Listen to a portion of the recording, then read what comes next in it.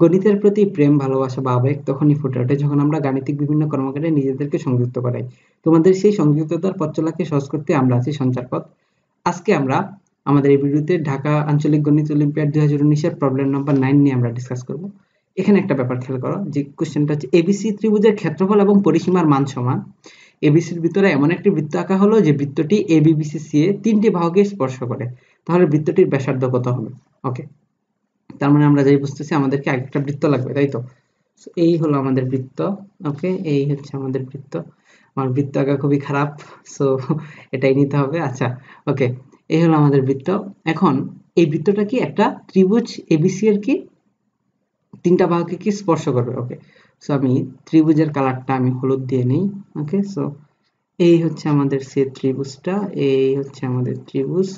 এই একটা প্রান্তকে স্পর্শ করলো, এন্ড হচ্ছে এই কি আরেকটা প্রান্তকে স্পর্শ করলো, এন্ড লাস্ট ওয়ান এই হচ্ছে কি এ আরেকটা প্রান্তকে স্পর্শ করলো। ওকে, সো এটা হচ্ছে আমাদের কি ত্রিভুজ A B C. Okay, so ভালো কথা, ত্রিভুজ এবিসি। তাহলে বৃত্তটা কি হলো? ত্রিভুজ এবিসির অন্তর্বৃত্ত হলো। ওকে, সো এটা যদি হয় বৃত্তটার কেন্দ্র, সো আমরা কি বলতে পারি বলতো? এই এই যে বিন্দুটা যে যে জায়গায় স্পর্শ করতেছে, সো আমরা এই স্পর্শ বিন্দু তিনটার নাম দিই। চলো, এটা হচ্ছে আমাদের ডি, এটা হচ্ছে আমাদের ই, এন্ড এটা হচ্ছে আমাদের কি এফ। ওকে, ভালো কথা। তাহলে কি এই এই আমাদের কেন্দ্রটাকে যদি আমরা আই বলি, আই, তাহলে কি হবে বলতো?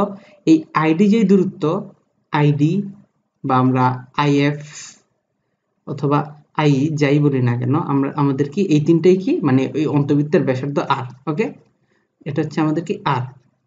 সো এটাকে আবার আমরা নোট ডাউন করি। ওকে, অন্তবৃত্তটির ব্যাসার্ধ কত বলতো? অন্তবৃত্তটির ব্যাসার্ধ স্মল আর। ওকে, অন্তবৃত্তের ব্যাসার্ধ কত আমাদের? স্মল আর। ওকে, ত্রিভুজের পরিসীমার কথা যেহেতু বলা আছে, সো আমরা কি ত্রিভুজের পরিসীমাটাকে ধরে নিই। ত্রিভুজের পরিসীমা কত আমাদের বলতো? ত্রিভুজের পরিসীমা, ত্রিভুজের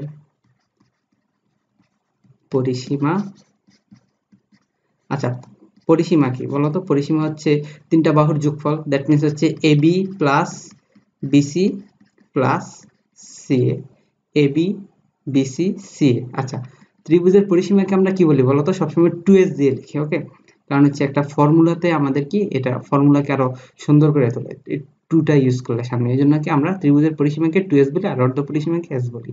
ওকে, এবার আমাদের প্রশ্ন মতে কি বলা আছে বলতো? আমাদের প্রশ্ন মতে যেটা বলছে যে কি এবিসি ত্রিভুজের ক্ষেত্রফল, এই যে আমাদের যে এবিসি ত্রিভুজের ক্ষেত্রফল, প্রশ্ন মতে প্রশ্ন মতে প্রশ্ন মতে কি বলা আছে? আমাদের এবিসি ত্রিভুজের ক্ষেত্রফল, সেটাকে আমরা কি এভাবে প্রকাশ করি, ট্রায়াঙ্গেল এবিসি, এবিসি ত্রিভুজের ক্ষেত্রফল কি তার পরিসীমার সমান।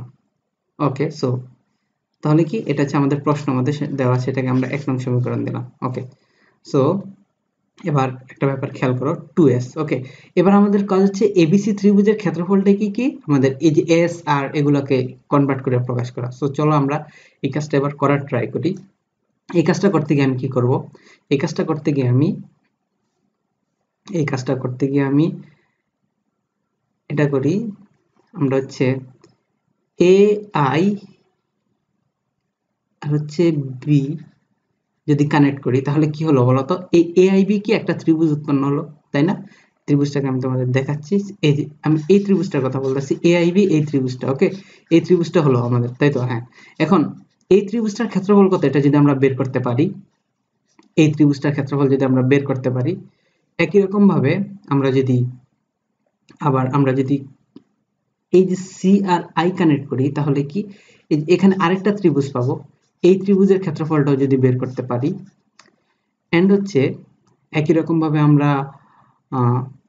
ভাবে আমরা যদি আবার কি বলতো সিআই কে যদি কানেক্ট করতাম, তাহলে কি এই পাশে আরো একটা ত্রিভুজ উৎপন্ন হতো, তাই তো? আচ্ছা, এই ত্রিভুজের ক্ষেত্রফল তিনটা যদি আমরা বের করি, তিনটা ক্ষেত্রফল যদি আমরা যোগ করি, তাহলেই কিন্তু আমরা কি এই এবিসি ত্রিভুজের টোটাল ক্ষেত্রফলটা পেয়ে যাব। তো আমি যেটা বলতে চাচ্ছি সেটা হচ্ছে এটা অ্যাকচুয়ালি হচ্ছে আমরা এবার যেটা করতে যাচ্ছি যে ত্রিভুজ এবিসি এর ক্ষেত্রফল, এবার এখন আমরা যেটা করতে যাব সেটা হচ্ছে ত্রিভুজ এবিসি এর ক্ষেত্রফল, সেটা হচ্ছে আমাদের কি ত্রিভুজ এ আই বি এর ক্ষেত্রফল প্লাস ত্রিভুজ AIB এর ক্ষেত্রফল প্লাস ত্রিভুজ AIC এর ক্ষেত্রফল এর ক্ষেত্রফল প্লাস ত্রিভুজ BIC এর ক্ষেত্রফল এর ক্ষেত্রফল। ওকে, তো এবার আমরা কি আমরা আমাদের চিত্রটাকে কপি করে নিই, তাহলে আমাদের সুবিধা হবে একটু। চিত্রটা কপি করে নিলাম আমরা, কপি। ওকে, আমরা এটাকে নিচে নিয়ে যাই। ওকে, সো এই গেল আমাদের ব্যাপার। ওকে, তাহলে এবার তোমরা একটা ব্যাপার বলো। সো আমরা ত্রিভুজ AIB কে কি বলতে পারি বলো তো? AIB এই ত্রিভুজের ক্ষেত্রফল কি বলো তো? হাফ ইন্টু ভূমি ইন্টু উচ্চতা, তাই না? এই যে আমি মানে এই ত্রিভুজটার কথা বলতেছি, এই যে এখানে যে ত্রিভুজটা হলো, এই ত্রিভুজটার ক্ষেত্রফল কত হবে? Half into base into height. Okay, so half into ভূমি। আচ্ছা, এই ত্রিভুজটার ভূমি কত বলো তো? AIB ত্রিভুজের ভূমি অবশ্যই AB, হাফ ভূমি ইন্টু উচ্চতা। ওকে, উচ্চতাটা কত? এই ত্রিভুজের উচ্চতা অবশ্যই I এর সমান। ওকে, সো আইটা কি? আবার আইটা হচ্ছে আমাদের কি? এই অন্তবৃত্তের ব্যাসার্ধ আর। সো ত্রিভুজ ABC এর ক্ষেত্রফল হাফ ABR। ওকে, আচ্ছা, তারপর কি ত্রিভুজ AIC এর ক্ষেত্রফল কত বলো তো? একই রকম ভাবে কি হাফ AIC এর ক্ষেত্রফল। AIC তে কি হবে? এটা হচ্ছে আমাদের C। AIC তে কি হবে?